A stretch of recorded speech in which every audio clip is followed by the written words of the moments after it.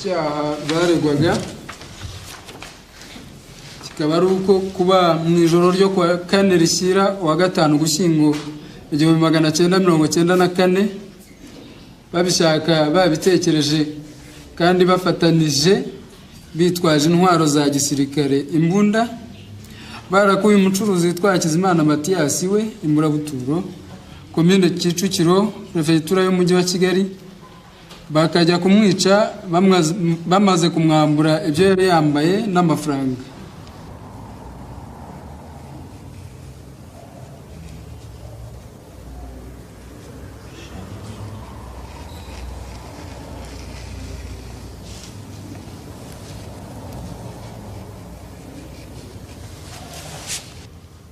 Ça c'est la carte du Rwanda.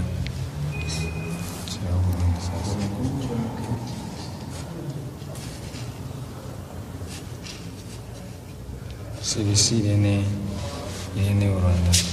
Il va vous expliquer lui aussi. Moi, je suis né ici, au Burundi, à Bujumbura. Parce qu'avant, il y avait la guerre qui s'est passée en 1959. Oui, le jour où le Mohamed est mort, et puis il y avait la guerre qui s'est passée. Et puis, c'est par là que les premiers réfugiés ont commencé à s'enfuir. Les Rwandais ont commencé à s'enfuir dans tous les pays limitrophes. Oui. Et puis par après, je suis né là-bas au Burundi. Donc, vous ne connaissez pas le Rwanda? Le Rwanda, je ne le connais pas. Je le connais maintenant, lorsque je suis venu à la guerre. Mais avant, je ne le connaissais pas. Et je ne connaissais pas les histoires seulement. Mais la politique du pays ne me permettait pas d'arriver au Rwanda parce qu'on ne pouvait pas traverser pour venir au Rwanda lorsqu'on est réfugié. Oui. Qu'est-ce que sont les histoires que vous vous souvenez de votre jeunesse sur le Rwanda? Sur le Rwanda, les histoires que je me souviens, le Rwanda, c'était un petit pays de 1000 collines.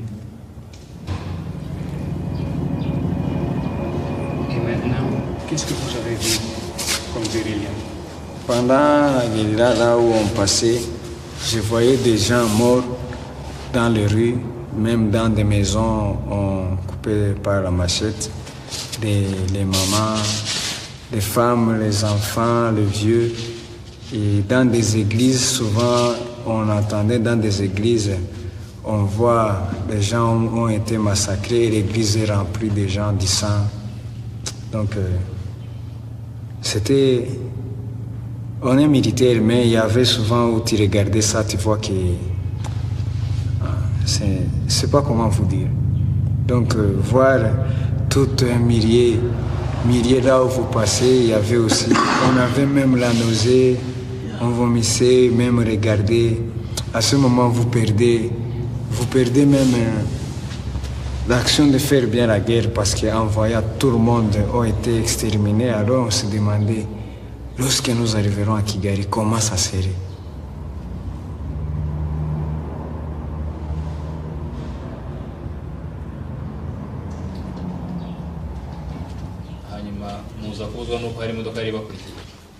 nahuye n'abasirikare bagenzi banjye bambwira ko hari umuntu wabiciye abantu ko tugomba kujya kumufata. Babimbwira nari nanyweye n'inzoga ndababwira nta kibazo ngo nta mbunda bafite. Ndababwira n'imbunda njye nshobora kuyibona.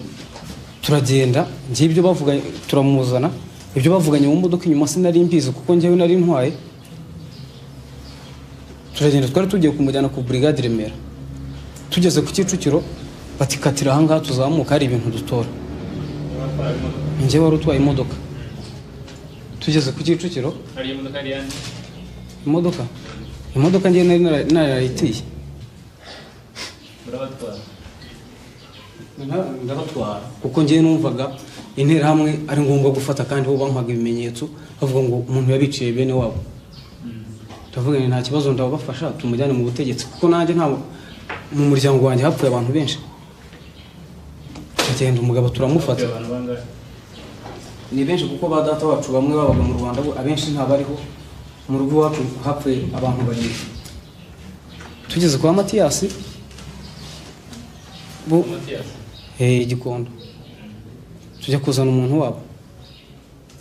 Umuntu araza nzi yuko tumujyanye kuri brigade ibintu byahindukiye mu nzira.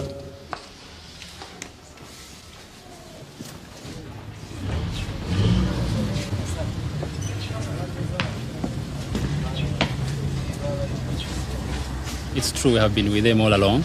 Soldiers we fought since 1990. Of course, we went recruiting even others up to recent times. Have been good soldiers. Our history of the struggle is characterized by disciplined soldiers. Follow from 1990. Discipline throughout.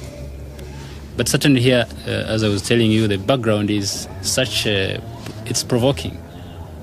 Soldiers come and find their families gone. They find their neighbors. The neighbors, you can't ignore it. Some neighbors participated in killing their people. You find their properties destroyed. So these soldiers are armed. And there's nothing happening to these criminals. So certainly a soldier is attempted.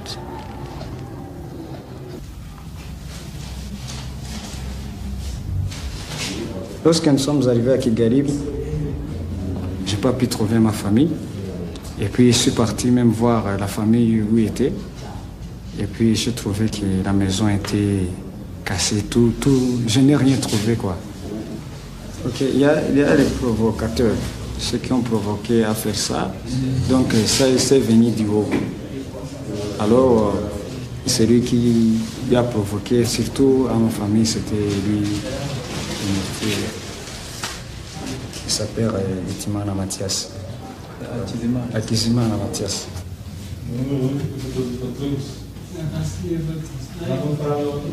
On n'a pas voulu le brutaliser. Ce qu'on a fait, on a parlé avec lui par la diplomatie. Et puis, comme on lui disait qu'on le cherche, et puis c'est par là qu'il a accepté de venir avec nous. Ils sont partis avec lui. Lorsque nous sommes arrivés au coup de la rue, parce qu'on était en voiture, il nous a dit qu'il va voyager pour Nairobi. Et puis il nous a dit qu'il puisse nous donner les frics. À peu près 2 millions de francs vendus. Et puis nous avons dit que nous on ne travaille pas pour l'argent. Que ce que nous voulons, c'est la justice seulement. Et puis on nous a dit, vous refusez, mais il y a des autres qui vont prendre ça, même si vous refusez. Alors lorsqu'il nous a dit ça seulement, ça nous a touché terriblement parce qu'on a vu qu'il y a les missiles, lui, qu'on prenait, on les met dans la gendarmerie, puis on les laisse, parce qu'on les laissait en disant qu'il n'y a pas les gens qui puissent venir nous montrer que c'est lui qui a tué. Alors c'est par là qu'on a décidé de le tuer. Nous l'avons tué, on n'a pas fait par l'arme, c'est pas l'arme qu'on n'a pas fait avec l'arme, mais on a fait ça par une corde. C'est pas la corde qu'on a tué. Oui.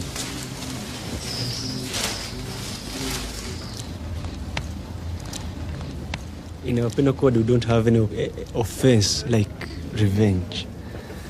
But what we have, I'm very certain we have murder. And for it specifically provided that in case of murder, once you are found guilty, then you have to die. Therefore, they risk dying, losing their lives once they commit murder. And we are very strict about that. If they kill people, then they should also die.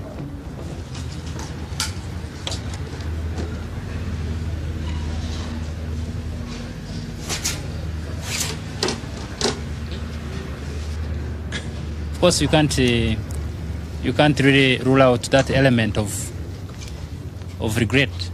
Certainly, these are comrades we've been fighting with, and they fought very well. Stop the genocide. They fought very well to stop genocide, but eventually they commit such crimes, and that's, you have to abide by the law. Certainly, if someone committed a crime that warrant death, there is no alternative. But in the heart, you say, that's bad. This guy, what happened? See?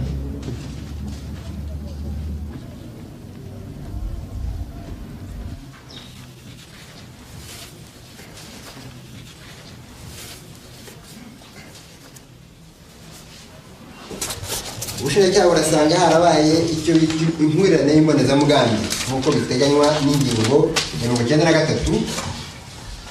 Kuri ibyo byaha byose ubushinjacyaha burifuza ko urukiko rwareba niba ibimenyetso byatanzwe cyangwa se ibyaha bashinjwa bibahama, maze ugahanisha abasirikare Kaporal Mungu Jacques bita Bosco, Sergeant Ngamije Pio na Soldat Bugimana Emmanuel igihano cyo kwicwa.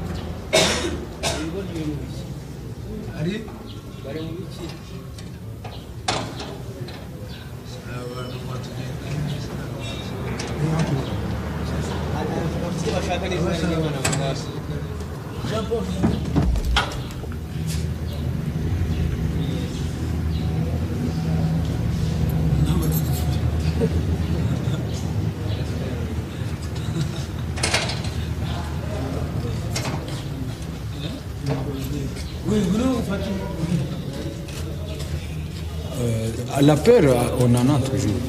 On a la peur. Mais nous, ce qui nous donne du chagrin, c'est d'avoir que les gens qui ont fait le massacre, jusqu'à maintenant, ils n'ont pas encore passé au procès. Ils n'ont pas encore été jugés. Mais c'est nous qui vont être les premiers à être jugés parce qu'on s'est vengé. C'est regrettable en tout cas.